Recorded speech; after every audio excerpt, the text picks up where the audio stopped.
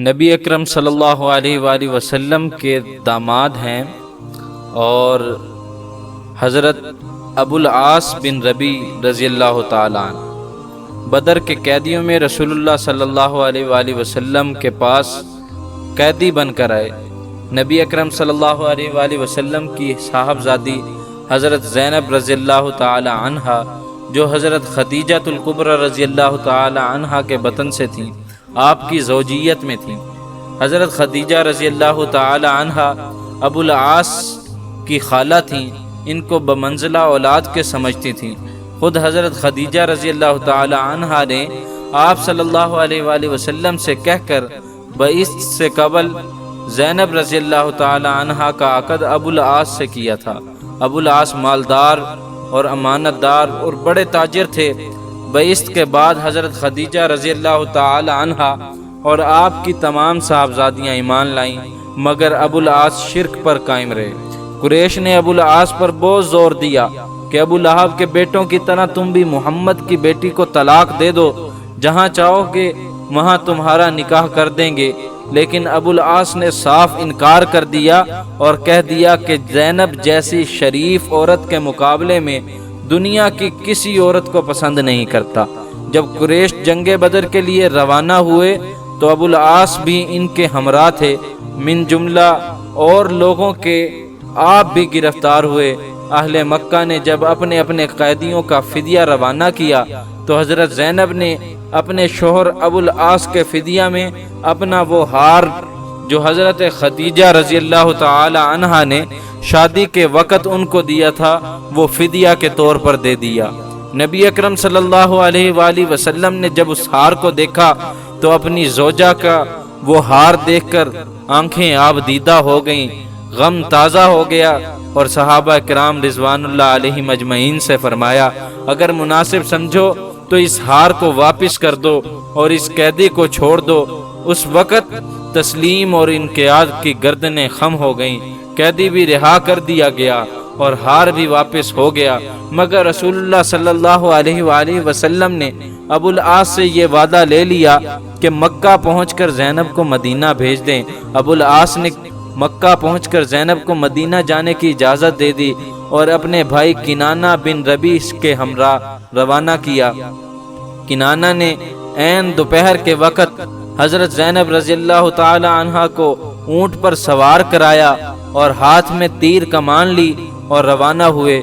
آپ صلی اللہ علیہ وآلہ وسلم کی صاحبزادی کا علل اعلان مکہ سے روانہ ہونا قریش کو شاک معلوم ہوا، چنانچہ ابو سفیان وغیرہ نے ذی طوا میں آ کر اونٹ کو روک لیا اور یہ کہا کہ ہم کو محمد کی بیٹی کو روکنے کی ضرورت نہیں، لیکن اس طرح اعلانیہ طور پر لے جانے میں ہماری ذلت ہے، مناسب یہ ہے کہ اس وقت تم مکہ واپس چلو اور رات کے وقت لے کر روانہ ہو جاؤ۔ کنانہ نے اس کو منظور کیا۔ ابو سفیان سے پہلے حوار بن اسود نے جو بعد میں چل کر مسلمان ہوئے جا کر اونٹ روکا اور حضرت زینب رضی اللہ تعالی عنہ کو ڈرایا۔ خوف سے حضرت زینب رضی اللہ تعالی عنہ کا حمل ساقط ہو گیا۔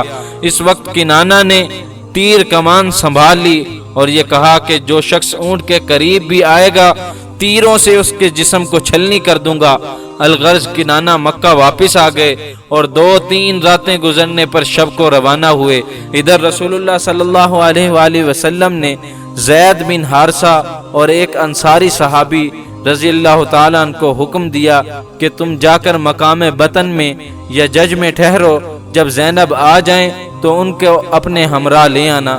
یہ لوگ بطن پہنچے اور ادھر سے کنانہ بن ربی آتے ہوئے ملے۔ کنانہ وہیں سے واپس ہو گئے اور زید بن حارثہ ماں اپنے رفیق کے صاحبزادی کو لے کر مدینہ روانہ ہوئے۔ جنگ بدر کے 1 ماہ بعد مدینہ پہنچی۔ صاحبزادی آپ صلی اللہ علیہ وآلہ وسلم کے پاس رہنے لگیں اور العاص مکہ میں مقیم رہے۔ فتح مکہ سے قبل العاص بغرض تجارت شام کی طرف روانہ ہوئے۔ بڑے تاجروں میں سے تھے اور بڑے ہی ایماندار تھے۔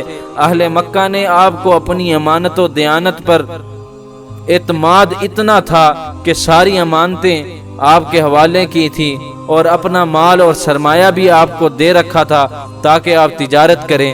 شام سے واپس میں مسلمانوں کا ایک دستہ مل گیا، اس نے تمام مال و متاع ضبط کر لیا اور ابو العاص چھپ کر مدینہ حضرت زینب کے پاس آ پہنچے۔ رسول اللہ صلی اللہ علیہ وآلہ وسلم جب صبح کی نماز کے لیے تشریف لائے تو حضرت زینب نے عورتوں کے چبوترے سے آواز دی، اے لوگو، میں نے ابو العاص بن ربی کو پناہ دی ہے۔ رسول اللہ صلی اللہ علیہ وآلہ وسلم جب نماز سے فارغ ہوئے تو لوگوں کی طرف متوجہ ہوئے اور ارشاد فرمایا، ایھا الناس، اوے لوگو، هل سمعتم ما سمعت، کیا تم نے بھی وہ سنا ہے جو میں نے سنا ہے؟ قالوا نعم، لوگوں نے کہا جی یا رسول اللہ۔ قال اما والذی نفسی بیدہ ما علمت بشیء من ذلک حتی سمعت ما سمعتم انہ یجیر علی المسلمین ادناہم۔ آپ صلی اللہ علیہ وآلہ وسلم نے فرمایا، قسم ہے اس پاک ذات کی کہ محمد کی جان اس کے ہاتھ میں ہے، مجھ کو اس کا مطلق علم نہیں، جو اور جس وقت تم نے سنا وہی میں نے سنا۔ تحقیق خوب سمجھ لو کہ مسلمانوں میں ادنا سے ادنا اور کمتر سے کمتر بھی پناہ دے سکتا ہے۔ اور یہ فرما کر صاحبزادی کے پاس تشریف لے گئے اور یہ فرمایا، اے بیٹی، اس کا اکرام کرنا مگر خلوت نہ کرنے پائے، کیونکہ تو اس کے لیے حلال نہیں، یعنی تو مسلمان ہے اور وہ مشرک بھی ہے اور کافر بھی ہے۔ اور اہل سریہ سے یہ ارشاد فرمایا کہ تم کو اس شخص یعنی ابو العاص کا تعلق ہم سے معلوم ہے، اگر مناسب سمجھو تو ان کا مال واپس کر دو، ورنہ وہ اللہ تعالی کا عطیہ ہے جو اللہ نے تم کو عطا فرمایا ہے اور تم ہی اس کے مستحق ہو۔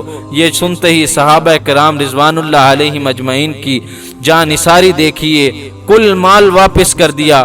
کوئی ڈول لاتا تھا، کوئی رسی، کوئی لوٹا لاتا تھا تو کوئی چمڑے کا ٹکڑا لاتا تھا، غرض یہ کہ کل مال کا ذرہ ذرہ واپس کر دیا۔ ابو العاص کل مال لے کر مکہ روانہ ہوئے اور جس جس کا حصہ تھا اس کو حصہ پورا ادا کیا۔